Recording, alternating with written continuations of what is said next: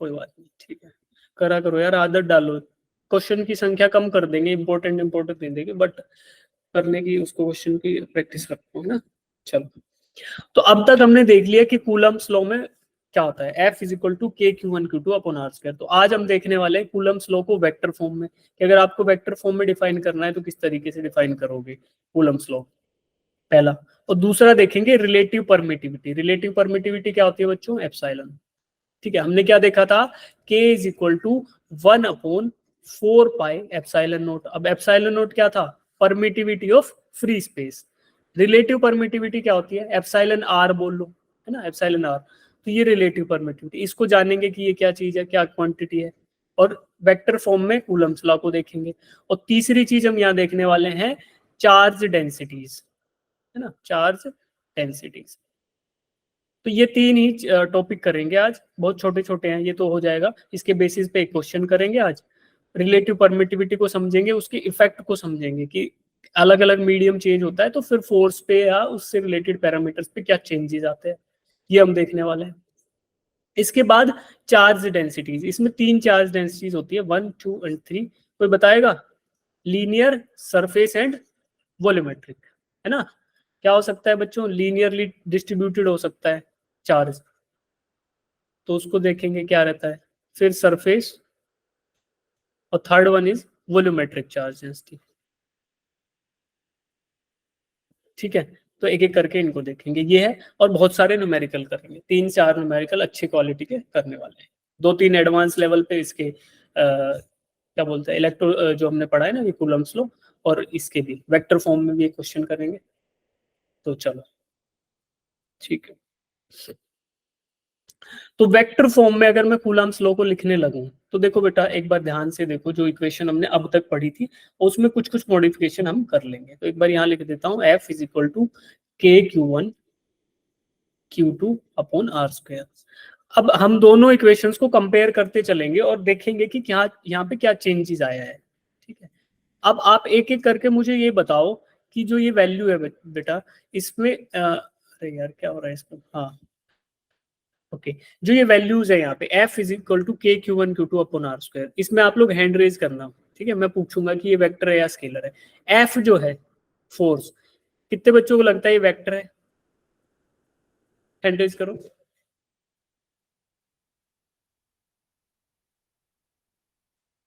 ठीक है, चलो हैंड रेज नहीं करेंगे, बहुत लोग वो करते हैं, अनम्यूट करके यस बोलेंगे। ठीक है, फोर्स वेक्टर है, कितने बच्चों को लगता है, यस सर। है ना। Yes sir. चार्ज जो है वो वेक्टर है, सही बात है। Yes sir. ठीक है, के वेक्टर है, no sir. Are no vector है, sir. No sir. Yes sir. ठीक है, चलो कोई बात नहीं, मिक्स्ड फीलिंग है हमारी। फोर्स वेक्टर है तो सबको पता है, force is a vector quantity because mass into acceleration force होता है, एक्सेलरेशन भी वेक्टर क्वांटिटी है। तो देखो मैं लिख देता हूँ आपको यहाँ पे क्या क्या चीज है। Force is a vector quantity, okay.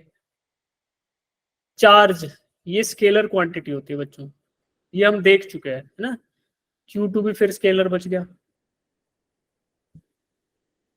के के कांस्टेंट ऑफ प्रोपोर्शनलिटी है, तो ये कांस्टेंट है, और कांस्टेंट कभी भी वेक्टर होता नहीं है, तो ये भी क्या हो गया, स्केलर। आर है, आर क्या होता है बेटा, वेक्टर। पोजीशन वेक्टर, है ना, इसका नाम ही पोजीशन वेक्टर है बेटा, तो ये वेक्टर क्वांटिटी हो गई। ठीक है, तो अब जान लो, लेफ्ट साइड में फोर्स है, केवल एक वेक्टर क्वांटिटी, और राइट साइड में आर है जो वेक्टर क्वांटिटी है, बाकी सारे के सारे स्केलर है। ठीक है, अब तक जब मैं डिफाइन कर रहा था एफ, तो मैंने इसका एरो उड़ा रखा था, एरो नहीं डाल रहा था इस पे, इसका मतलब I was only talking about magnitude of force, कि फोर्स का मैग्नीट्यूड कितना है। अगर मैं वेक्टर के पूरे तरीके से इसको डिफाइन करूं, यानी F on Q2 applied on Q2 by Q1 F21, है ना, इसको मैं पूरे अच्छे से तरीके से डिफाइन करूं, तो फिर मैं इसके साथ एरो हेड भी लगाऊंगा, ये जिससे मुझे पता चले कि I am talking about vector. अब बताओ, याद करो यूनिट वेक्टर क्या होता था, a vector in the direction of parent vector, with unit magnitude, यानी कि एक यूनिट मैग्नीट्यूड का वेक्टर गिवन वेक्टर की डायरेक्शन में, उसी को बोलते थे यूनिट वेक्टर। और unit vectors were used to specify only direction, है ना भाई। किसी वैल्यू को 1 से मल्टीप्लाई कर दोगे तो वो एज इट इज रहेगी कि नहीं रहेगी। 2 इंटू 2 1 जा 2, 3 1 जा 3, 4 1 जा 4। तो किसी भी चीज को 1 से मल्टीप्लाई कर रहे हो, इसका मतलब क्या है, वो मैग्नीट्यूड रहने वाला है कांस्टेंट। इसीलिए यूनिट मैग्नीट्यूड का वेक्टर अगर हम ले रहे हैं तो that is only representative of direction. तो देखो बच्चे क्या किया हमने, k q1 q2 upon r square, ये तो एज इट इज रह गया जो मैं अब तक पढ़ रहा था, उसके साथ यूनिट वेक्टर से मल्टीप्लाई कर दिया, unit vector in the direction of r, जो मेरा डिस्प्लेसमेंट है ना या separation between the point charges, उस डायरेक्शन में यूनिट वेक्टर से मल्टीप्लाई कर दिया। तो मैंने क्या किया, I have added the direction component to my scalar quantity. ये वाला पार्ट तो स्केलर है क्योंकि यहाँ केवल मैग्नीट्यूड की बात हो रही है, और ये r है, ये वेक्टर हो गया। तो जब स्केलर को वेक्टर से मल्टीप्लाई किया तो मुझे क्या मिलने वाला है, वेक्टर। और कौन सा वेक्टर, फोर्स वेक्टर, ठीक है। तो ये हो गया फुल, जिसको बोलेंगे कि Coulomb's law in vector form. तो अब देखो क्या किया बच्चों, यूनिट वेक्टर r से मल्टीप्लाई कर दिया because I want to specify direction. लेकिन याद करो यूनिट वेक्टर r ही यही तो होता था, r divided by magnitude of r। कितने बच्चों को ये बात याद है, vector divided by its magnitude is called as unit vector. तो बेटा अब क्या करेंगे, ये जो r है ना, इसको रिप्लेस कर देंगे r divided by magnitude of r से। तो क्या होगा, मैग्नीट्यूड ऑफ r को तो मैं ये भी लिख रहा था, ये भी देखो हमने यूनिट एंड डायमेंशन से याद करो, पहले ये पढ़ता था, सर ने पढ़ाया होगा, किसी ने, मैम ने या मैंने, किसी को डिफाइन करते थे r, यानी कि यूनिट वेक्टर को ऐसे भी लिख देते थे, एरो उड़ा दो तो we are talking about magnitude only. और अगर मोड फंक्शन में रख दो तो भी हम मैग्नीट्यूड के बारे में डिस्कशन कर रहे हैं, ठीक है। थोड़ा तिरछा लिख दिया, सीधा लिखते हैं इसको, अच्छा ठीक है। अब देखो ये मैंने लिखा कि unit vector is equal to vector r divided by its magnitude. और ये मैग्नीट्यूड को ही बेटा ऐसे भी लिख सकते हैं कि एरो एड मत लगाओ, सीधा सीधा ये लिख दो, तो ये भी मैग्नीट्यूड ही है, वेक्टर नहीं है, ठीक है। तो क्या करेंगे कि वी नो r, तो ये तो एज इट इज था, अब यूनिट वेक्टर की वैल्यू रिप्लेस कर देंगे r by r, vector r by r। तो ऊपर बच गया वेक्टर और नीचे r स्क्वायर था, उससे एक और r मल्टीप्लाई हो गया तो r क्यूब हो गया, है ना भाई, यस और नो भाई। अच्छा देखो यार इतना सिंपल है, इसमें बार बार नहीं बताऊंगा ना, ये चीज नहीं, वो रखेंगे आप लोग। इसको ऐसे कर लिया यार, r ऊपर रह गया और नीचे r, तो ये r मल्टीप्लाई हो r स्क्वायर से, इसको r से मल्टीप्लाई कर दोगे तो r क्यूब हो जाएगा ना, और ऊपर बच गया वेक्टर r। ये हमने कर दिया, यूनिट वेक्टर की वैल्यू यहाँ डाल दी, तो दिस बिकेम लाइक दिस, तो ये हो गया। अब देखो r जो था वो डिस्प्लेसमेंट वेक्टर था, है ना, r डिस्प्लेसमेंट वेक्टर था, यानी कि रिलेशनल या फिर relative position of charge q2 with respect to q1। तो देखो q1 के रिस्पेक्ट में q2 की पोजीशन बताने वाले वेक्टर को ही हम बोल रहे थे r वेक्टर। तो ये वेक्टर ऐसा होगा, यहाँ से q1 पे इसका टेल होगा बेटा, और q2 पे इसका हेड होगा। Q1 से चलकर Q2 तक जाने वाले वेक्टर को हम बोल रहे थे वेक्टर R, यानी कि it is telling me the relative position of charge Q2 with respect to Q1। और इसी तरीके के वेक्टर को जब हम यूनिट एंड वेक्टर्स पढ़ रहे थे तो आपको बताया गया था it is called as displacement vector या फिर रिलेशनल पोजीशन वेक्टर, कि दूसरे की रिलेशनल पोजीशन बता रहा है। तो अब देखो इसको कैसे डिफाइन करते थे बेटा, कि एब्सोल्यूट पोजीशन ले लो किसकी, Q2 की, उसमें से एब्सोल्यूट पोजीशन माइनस कर दो Q1 की। अब एब्सोल्यूट पोजीशन क्या होती है, विद रिस्पेक्ट टू ओरिजिन, भाई 2D है तो 0 0 हो गया, 3D है तो 0 0 0, ओरिजिन के रिस्पेक्ट में जो पोजीशन रहेगी उसी को बोलते हैं एब्सोल्यूट पोजीशन। तो अब जब आप R को लिख रहे हो तो R को रिप्लेस करके क्या लिख दोगे, R2 माइनस R1। किससे आया, triangle law of vector addition से। तो ज्यादा दिमाग नहीं लगाएंगे, याद कर लेंगे बस। किसी को ये क्वेश्चन रहे क्यूरियोसिटी आया कैसे, तो because we are talking about relational position of r Q2 with respect to Q1, और उसको बेटा R2 माइनस R1 लिख दिया। क्यों, क्योंकि R2 था Q का पोजीशन विद रिस्पेक्ट टू 0, तो ये वाला वेक्टर आ गया, ये वाला इधर वाला, और R1 था ये वाला। तो क्या हो गया, इसमें से ये माइनस करोगे तो ट्रायंगल ऑफ वेक्टर एडिशन का ज्योमेट्रिकल यहाँ फिटमेंट करके देखना, तो ये R वेक्टर ही आएगा। तो R को रिप्लेस कर दिया R2 माइनस R1 से, तो फिर से बेटा वही चीज आ गई, नीचे R2 माइनस R1 का क्यूब और ये R2 माइनस R1। तो अब ये क्यूब जब हम कर देते हैं, ये भी ध्यान रखना, ये भी आपको बताया होगा मैम ने या सर ने या मैंने, कि जब हम ऐसे वेक्टर्स को ले लेते हैं ना और उसमें से माइनस वाइनस कर देते हैं और फिर ऊपर पावर्स डाल देते हैं क्यूब, तो ये भी इसका मतलब ये है कि we are only concern about magnitude, है ना। वेक्टर के डायरेक्शन का क्यूब स्क्वायर करना वो तो पॉसिबल है नहीं, वो तो केवल यूनिट वेक्टर डिफाइन कर सकता है। तो R2 माइनस R1 और ये नीचे ऐसा, तो इसको बस रिप्लेस कर दिया, R को रिप्लेस किया R2 minus R1, R cube को रिप्लेस किया R2 माइनस R1 का होल क्यूब। इस ये बोल दिया कि Coulomb's law in vector form, ये हो गया। कुछ अलग तो कुछ हुआ ही नहीं, हमें पता था कूलम्स ने क्या बोला कि it is directly proportional to the product of the two charges, तो यहाँ भी है it is inversely proportional to the square of separation between the two charges. तो स्क्वायर ऑफ सेपरेशन ही था, बट हमने डायरेक्शन कंपोनेंट उसमें ऐड करने के लिए ऐसा उसको कर दिया, ठीक है। तो यहाँ ये है वेक्टर फॉर्म।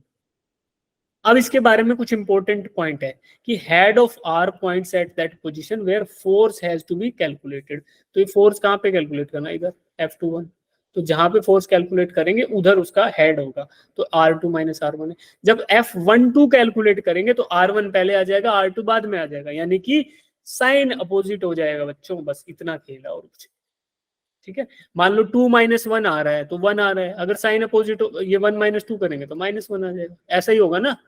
तो ये जब F12 कैलकुलेट करोगे तो इधर R1 आ जाएगा, इधर R2 आ जाएगा, ठीक है। तो यहां से वो बात आई। R2 and R1 depends on origin but R does not. R2 और R1 because they are absolute coordinates. Absolute है ना, तो इसलिए origin पे डिपेंड कर रहे हैं, बट R डिपेंड नहीं करता, R just depends upon the this thing, उन दोनों के सेपरेशन से, ये इन दोनों के बीच में जो गैप रहेगा उस पर आर डिपेंड कर रहा है, उसको कोई मतलब नहीं है ओरिजिन से। तो ये भी सिंपल सी बात है, वेक्टर्स में हम सीख चुके।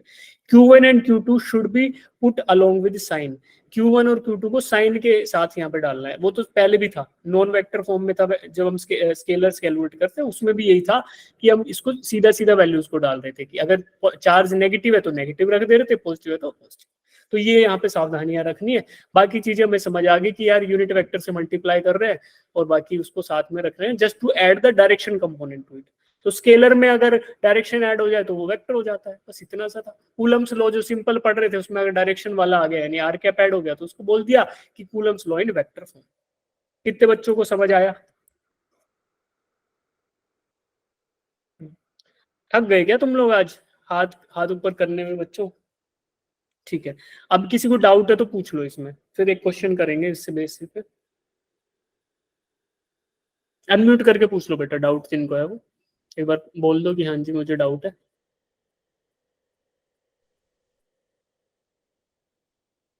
सर ठीक है, तो आगे बढ़े फिर। हाँ गुंजन। सर जो आपने वो R2 माइनस R1 वाला किया वो दोबारा समझा। ये तो वही हो गया ना यार, रिलेटिव वेक्टर हो गया ना। देखो R2 माइनस R1 का मतलब क्या हुआ, R का मतलब है कि position of Q2 with respect to Q1, जो चार्ज Q2 है उसका पोजीशन किसके रिस्पेक्ट में, Q1 के रिस्पेक्ट में। तो कैसे निकाल सकते हो, Q2 का पोजीशन ओरिजिन के रिस्पेक्ट में देख लो जो कि R2 है, Q1 का पोजीशन भी ओरिजिन के रिस्पेक्ट में देख लो जो कि R1 है। तो R2 माइनस R1 जब आप कर दोगे तो आपको क्या मिलने वाला है, R क्या था ये 0 0। इसके लिए अभी यूनिट एंड डायमेंशन में आपको याद आएगा, देखो एक बार देखते हैं, अपने पास पड़ी होगी स्लाइड तो।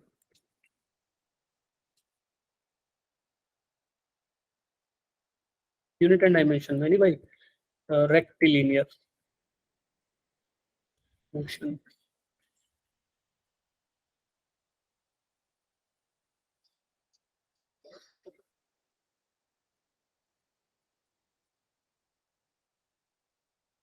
ये याद है किसी को, भूल गए? सर याद है। देखो डिस्प्लेसमेंट वेक्टर क्या था, S2 किसके रिस्पेक्ट में था बेटा, पॉइंट 2 का पोजीशन हम निकाल रहे थे पॉइंट 1 के रिस्पेक्ट में। तो क्या कर रहे थे, R2 माइनस R1, यही तो कर रहे थे भाई, R2 माइनस R1। तो यहाँ पे जो S है उसकी जगह R है, R is equal to R2 minus R1। तो दिस वाज डिस्प्लेसमेंट वेक्टर या relational position vector, position of point 2 with respect to point 1। तो यही चीज वहां पे कर रहे हैं, इस नोट्स को रिवाइज करना आ जाएगा समझ, ठीक है। यही चीज हमने यहाँ पे की है। चलो ओके ठीक है, अब लिमिटेशंस देख लो, what are the limitations of Coulomb's law. तो पहली बात तो ये है कि it is only defined for point charges, ये बात बार बार रिपीट कर रहा हूं मैं कि पॉइंट चार्जेस के लिए केवल कूलम्ब्स लॉ डिफाइंड है। Coulomb's law can only be applied. अब ये मत सोचना कि सर जो अगर दो ऑब्जेक्ट दे दिए तो फिर नहीं अप्लाई कर पाएंगे भाई, कर पाएंगे। We will assume the whole charge to be concentrated at the object centre, जैसा हम मास के लिए करते थे। मैकेनिक्स के लॉज भी तो हमारे पॉइंट मासेस के लिए डिफाइन थे, बट हमने पैराशूट को भी उड़ा दिया, बॉल को भी गिरा दिया, बंदर को भी कुदा दिया, सब कुछ करा दिया, लेकिन इक्वेशंस वही तीन लगाई है ना। S equals to u t plus half a t square, v equals to u plus a t, और तीसरी भी थी v square minus u square is equal to 2s। वो सब हम यूज करते हुए आ रहे हैं। तो सेम सिचुएशन यहाँ भी है, बट थ्योरेटिकली देखो तो it is only defined for point charges. तो ये भी है। ओके जी, अब आगे बढ़ते हैं। Coulomb's law can only be applied in those cases where the inverse square law is obeyed. तो ये खुद एक इनवर्स स्क्वायर लॉ है, तो ये वहीं अप्लाई होगा जहाँ पे आपको लगे। तो कोई इसका कोई इंपॉर्टेंस नहीं है, but it is also a property. It is difficult to implement Coulomb's law where charges are in arbitrary shape. In such cases, we cannot determine the distance between the charges. तो इसको difficult होगा apply करना, impossible नहीं है, but difficult होगा when charges are in arbitrary shape। मैं ऐसे बोल दूं कि ऐसे कोई ऑब्जेक्ट है, उस पर चार्जेस डिस्ट्रीब्यूटेड है इक्वली, तो यहाँ पे यार पोजीशन निकालना थोड़ा टफ होगा ना। अब ये इसको आप ज्योमेट्रिकल वो भी नहीं कर सकते, आपको सेंटर ऑफ ज्योमेट्री निकालना पड़े तो पता नहीं यहाँ आएगा कि यहाँ आएगा। बट अगर मैं बोलूं कि एक सर्कल है, उसका सेंटर ऑफ ज्योमेट्री कहाँ पे रहेगा, तो आपको पता है सर ओरिजिन पे रहने वाला है। क्यों? क्योंकि ओरिजिन के चारों तरफ ये सिमेट्रिक है, आर आर आर ऐसे। बट यहाँ मैं बोल दूं तो यहाँ तो है ही नहीं, यहाँ पे कुछ डिस्टेंस है, मान लो d1, इधर d2, ऐसे कुछ कुछ रहेगा, तो नहीं हो पाएगा। सिमिलरली कोई भी सिंपल फिगर्स होते हैं, जैसे मान लो स्क्वायर बोल दो, तो स्क्वायर का भी आपको पता है कि उसके ज्योमेट्रिकल सेंटर पे ही रहेगा। तो अगर आर्बिट्रेरी और हाईली कॉम्प्लिकेटेड शेप्स हैं तो वहां पे टफ होगा निकालना, तो that is also a limitation. चलो, अब ये क्वेश्चन आपको दिख रहा है, एक बार इसको एकदम शांत दिमाग से पढ़ लो। जिनमें अभी तक इतना कॉन्फिडेंस आ गया कि कर पाओगे तो वो अटेम्प्ट करो, है ना। मैं देखना चाहता हूँ कितने बच्चे अभी कर पाएंगे इसको। और तीसरा ये है कि पढ़ तो लो ही सब लोग, 2 मिनट लगाओ, इसको अच्छे से पढ़ो कि पूछ क्या रहा है। और वेक्टर फॉर्म में कूलम्ब्स लॉ में लिख देता हूँ उन बच्चों के लिए जो करना चाहते हैं। मैं सर मैं करूंगा।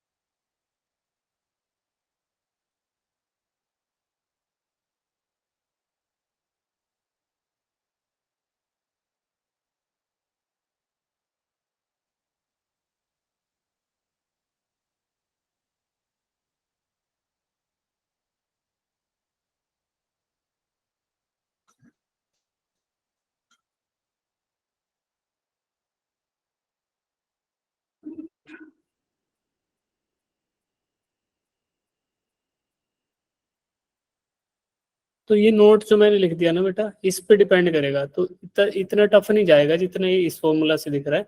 But the force is due to multiple point charges is equal to vector sum of forces due to individual charges.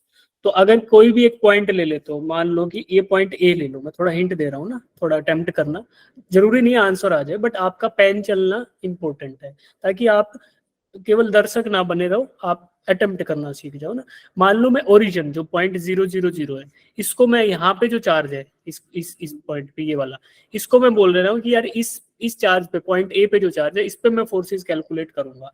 तो जितने भी ये वर्टिसेस हैं सारे के सारे बचे हुए 7, इनके वजह से इस पे फोर्स लगने वाला है पॉइंट ए पे।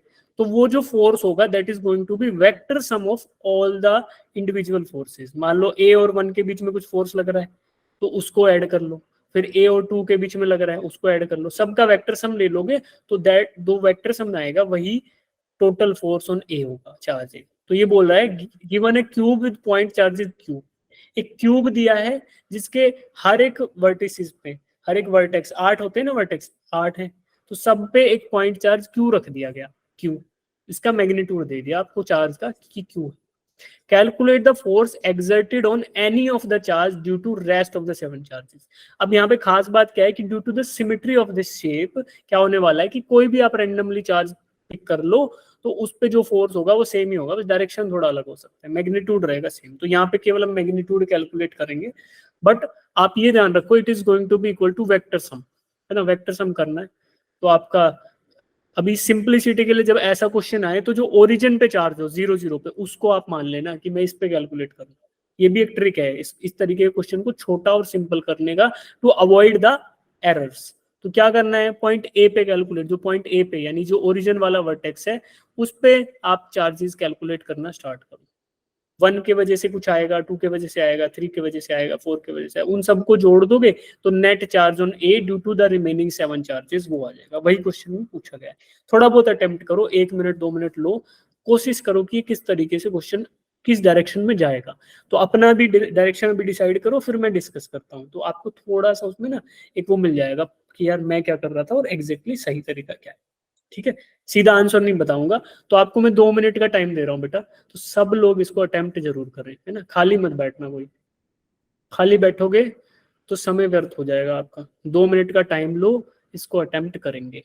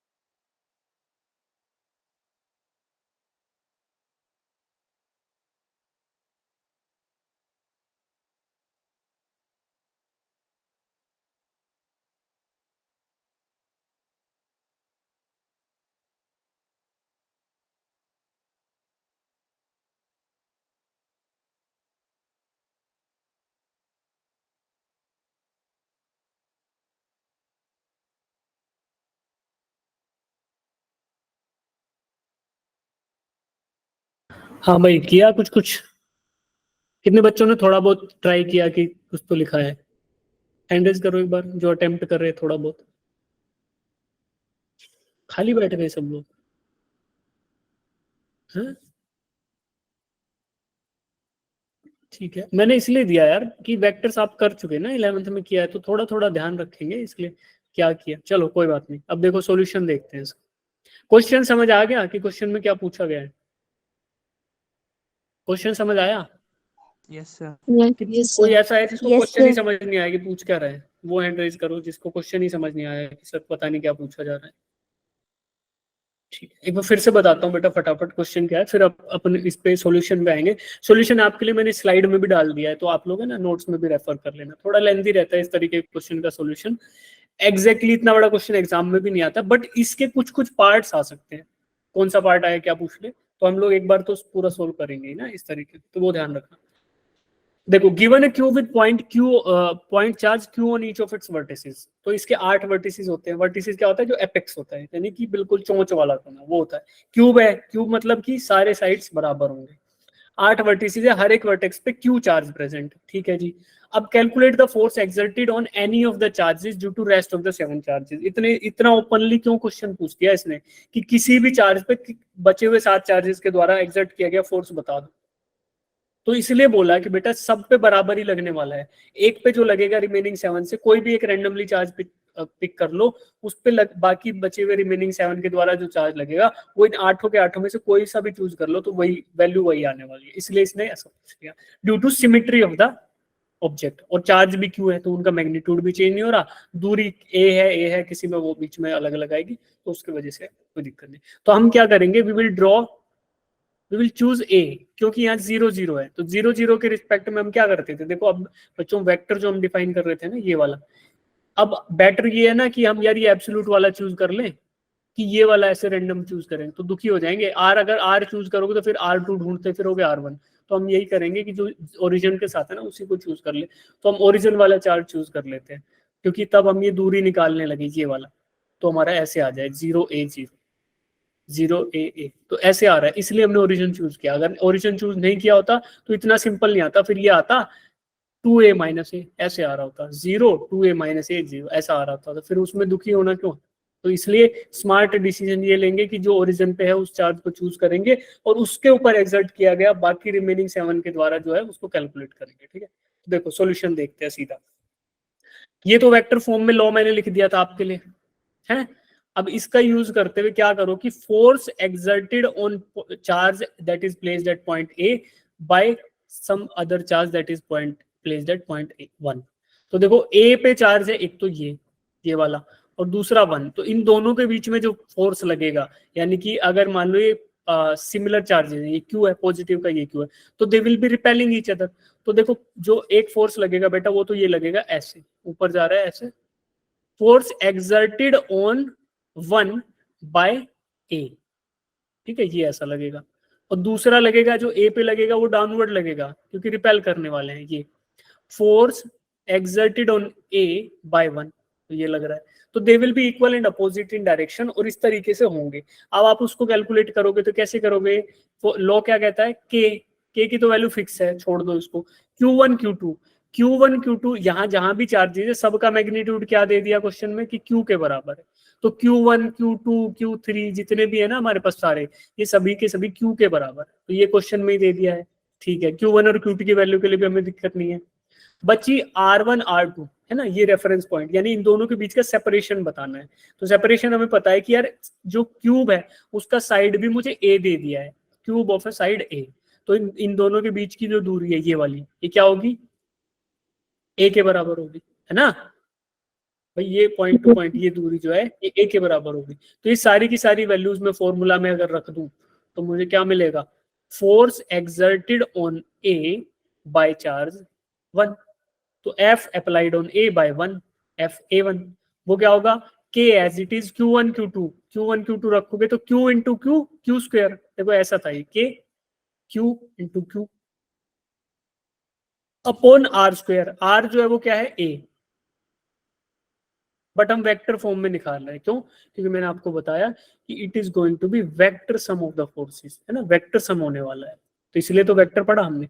तो वेक्टर में क्या कर रहे थे कि we need to multiply this thing. अब यहाँ किसी का मन हो रहा है कि इसके रखूंगा, रख लो कोई बात नहीं, then we will have to multiply it by A cap, और ए कैप की वैल्यू क्या होती है बेटा, vector A divided by magnitude of vector A.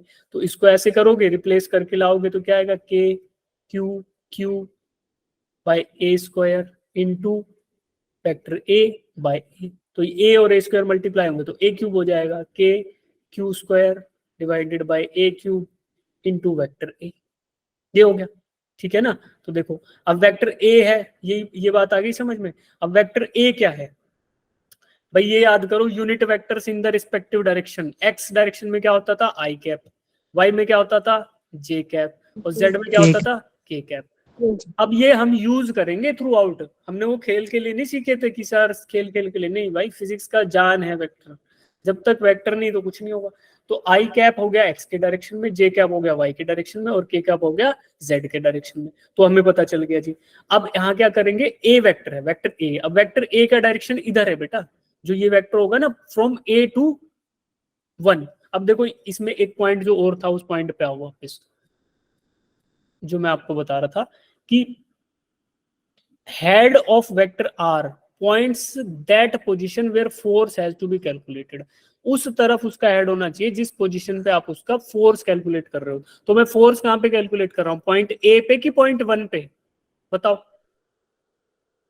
Force किस पॉइंट पे कैलकुलेट कर रहा हूँ, ए पे या 1 पे? यहाँ पे कैलकुलेट कर रहा हूँ कि यहाँ पे, ए पे ना।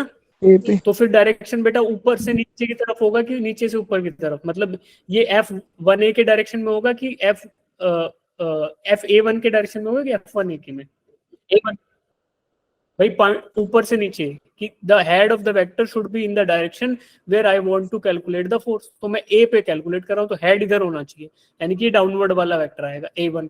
तो ये बात कोरिलेट हो रही है ना, I want to calculate this force. तो ये क्या करोगे कि डाउनवर्ड फेसिंग वेक्टर यानी कि minus Z direction, minus Z direction में यूनिट वेक्टर क्या होता है, माइनस ऑफ के कैप, है ना। तो मैग्नीट्यूड रख दो ए का कि जी मैग्नीट्यूड तो ए है और उसको मल्टीप्लाई कर रहा हूं माइनस के कैप से। तो ये वाली बात मिलकर आ जाती है यहाँ पे के क्यू स्क्वायर माइनस ए के कैप बाय ए क्यू। तो ये आ गया force applied on A by 1। समझ आया कि कैसे आया? Yes sir. सिमिलरली आप क्या करोगे A2 के लिए? अब A2 देखो, A2 में क्या होगा, पॉइंट 2 ये रहा बेटा। अब पॉइंट 2 के और पॉइंट A के बीच में दूरी क्या है, ये आएगी ऐसे, यहाँ पे ड्रॉ कर रहा हूं,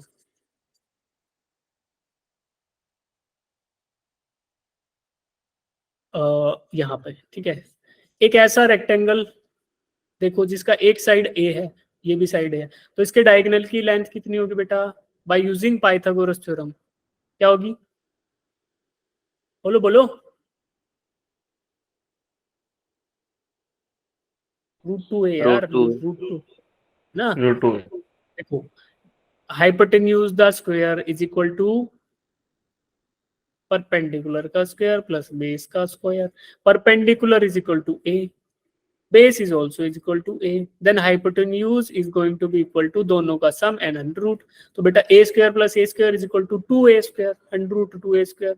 तो a को a तो बाहर आ जाएगा क्योंकि स्क्वायर है, बच गया क्या, √2a hypotenuse, यानी कि ये जो डायगोनल है that is going to be equal to under root of 2a।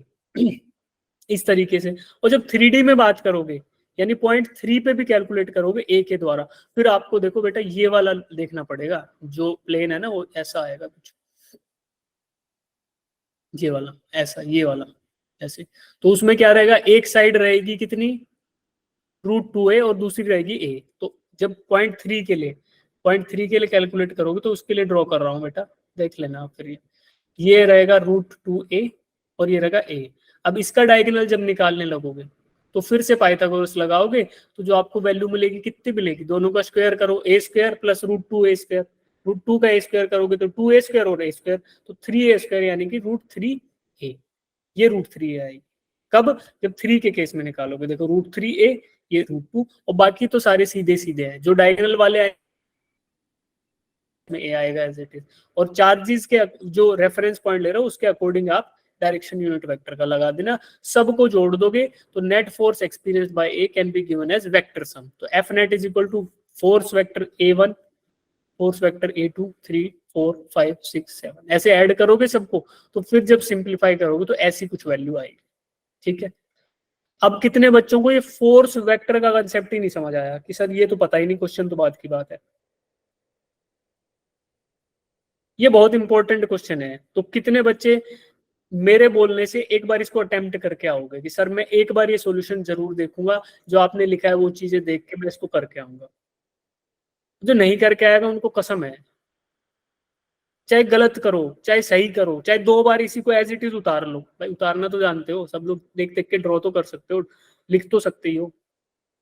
तो ये सब करके आएंगे, इसको इजीली समझना, it is a tougher task. हो सकता है जिन बच्चों ने अटेम्प्ट नहीं किया, प्रैक्टिस नहीं किया, उनको ये समझ नहीं आएंगी बहुत सारी चीजें, बट आप इसको एज इट इज क्वेश्चन को लिखना, फिर आंसर को लिखना, फिर क्वेश्चन को लिखना, फिर आंसर को लिखना, ठीक है, समझ आ जाएगा। नहीं आएगा तो फिर ये तो याद हो जाएगा है क्या, फिर मैं दोबारा समझाऊंगा इसको, स्टेप बाय स्टेप समझाऊंगा।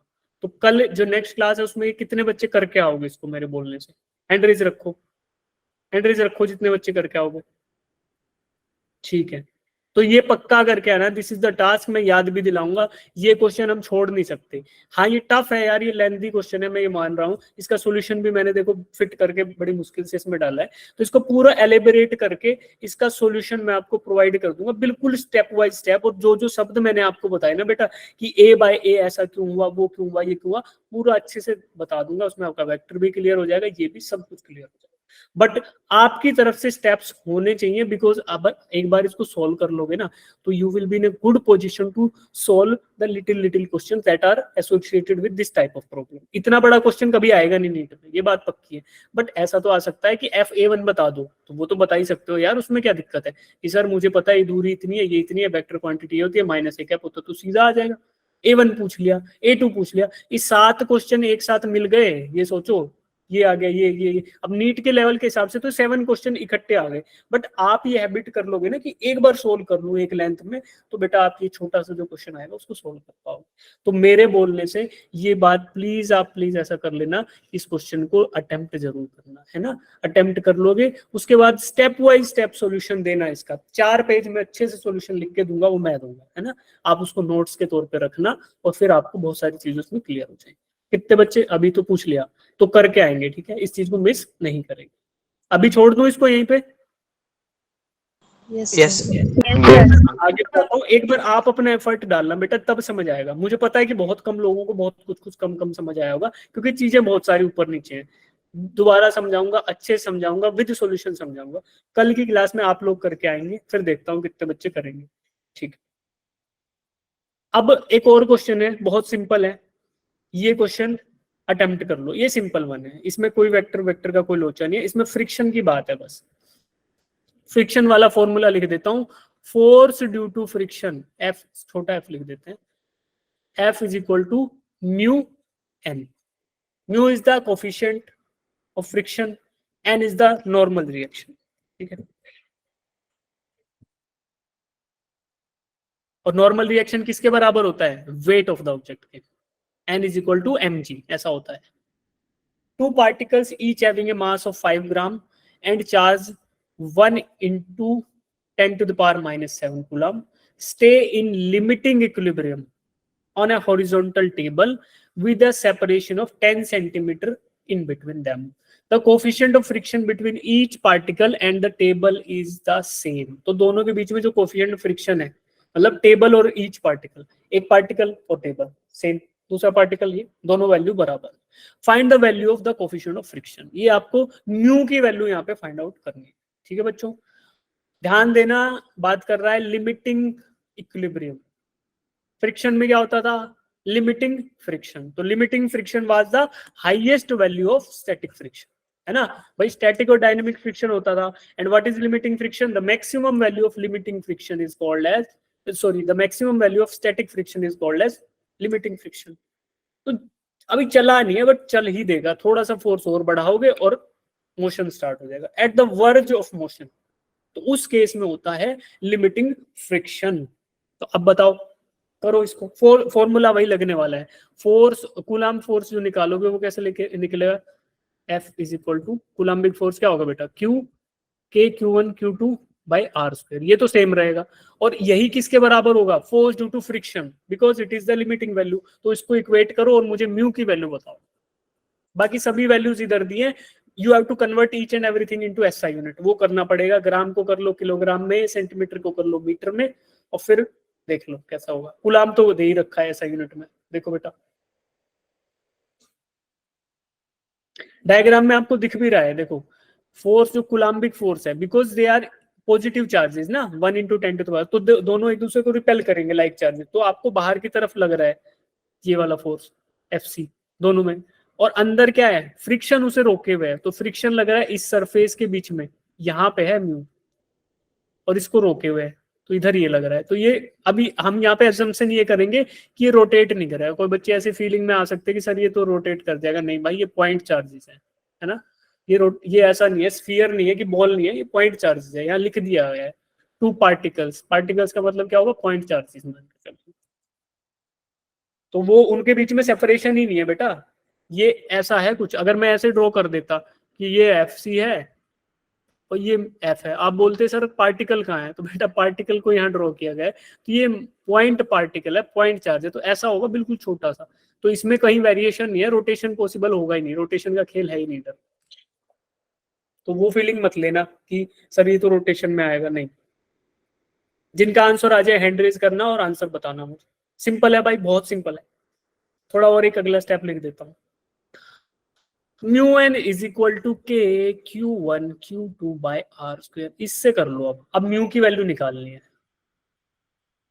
एन आपको पता है, N is going to be mg।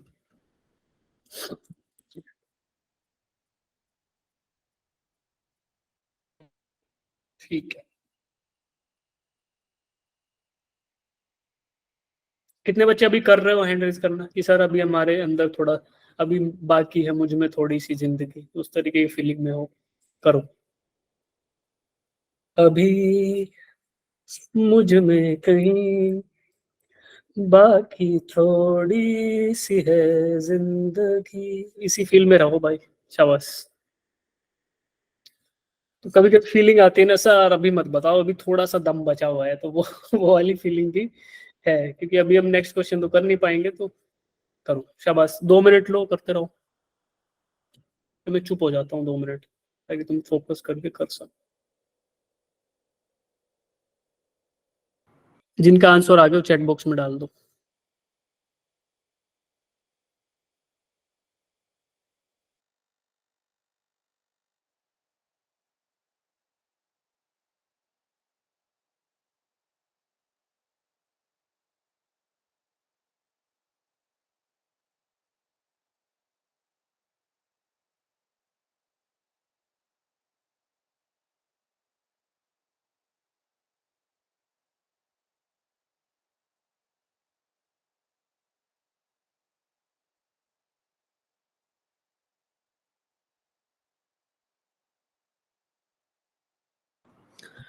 अब value in physics without a unit does not have any real significance. तो अभी तो ठीक है, सबने डाल दिया है, बट आगे से हम लोग ये हैबिट रखेंगे बच्चे कि जब भी आंसर देंगे तो we should give it along the units.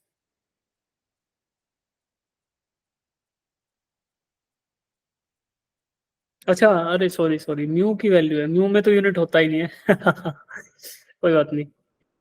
It is coefficient of friction, तो it is the ratio of the two forces, तो इसमें यूनिट नहीं होता है। आई एम सॉरी बेटा, बट फिर भी हम लोग ध्यान रखेंगे, मुझे लगा कि कुछ फोर्स वोर्स का है, तब भी आप आगे से आंसर्स करेंगे तो पर्टिकुलर ध्यान रखेंगे यूनिट के लिए, क्योंकि अगर मान लो वैल्यू सेंटीमीटर में बता रहे हो तो उसकी कुछ अलग मैग्नीट्यूड होगा, अगर मीटर में बता रहे हो तो likewise there will be some other magnitude. चलो भाई, इसका आंसर देख लेते हैं फटाफट, देन वी विल फिनिश।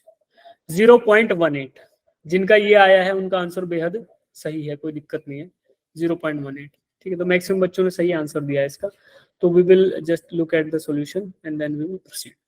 तो क्या दिया हुआ था बेटा क्वेश्चन में कि there are 2 point charges. Point charges थे जो एक दूसरे को रिपेल कर रहे थे विद द कूलम्बिक फोर्स, यानी कि force due to electrostatic charges, जो भी है चार्जेस की वजह से जो फोर्स है, तो ये रिपल्सिव होगा, आउटवर्ड होगा।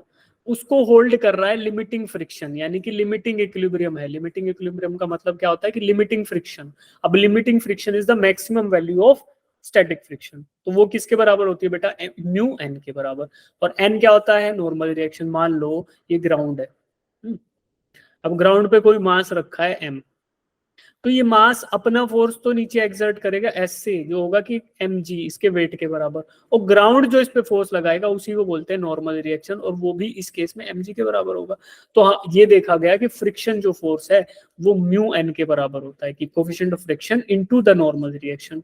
तो एन को हम म्यू mg रख सकते हैं, तो ये रखा म्यू mg, वैल्यूज डाली म्यू इंटू mg। मास क्या है बेटा, 5 ग्राम्स दे रखा है, तो 5 इंटू 10⁻³ इंटू जी को अभी 10 ले लिया सिंप्लिसिटी के लिए, बट क्वेश्चन में ना दिया हो तो 9.816 लेंगे। जिसने 9.816 से किया होगा उसका भी लगभग यही आंसर आएगा, बट कभी 10 भी ले लेंगे अगर दिया होगा। अभी यहाँ पे 10 ले लिया गया, तो mu into this thing, this is the force due to friction. It is also equal to coulombic force because it is in the limiting equilibrium. तो उसमें क्या किया बेटा, 9 into 10⁻³ is equal to mu into this. अब 9 into 10⁻³ कहाँ से आया, इससे k(q1 q2 upon r square से, तो ये आ गया। दोनों को इक्वेट कर दो तो mu will be the ratio of friction force and the this thing, normal reaction force and the ये, तो इसको करेंगे तो 0.18 आएगा। सिंपल क्वेश्चन था, ज्यादा इसमें दिक्कत नहीं थी। अब कितने बच्चों कर लोगे, एंट्रीज कर लो सर, अब कर लेंगे। शाबाश। किसी को डाउट है वो पूछो, जिनको डाउट नहीं है वो खाओ पियो मजे करो, जा सकते हो।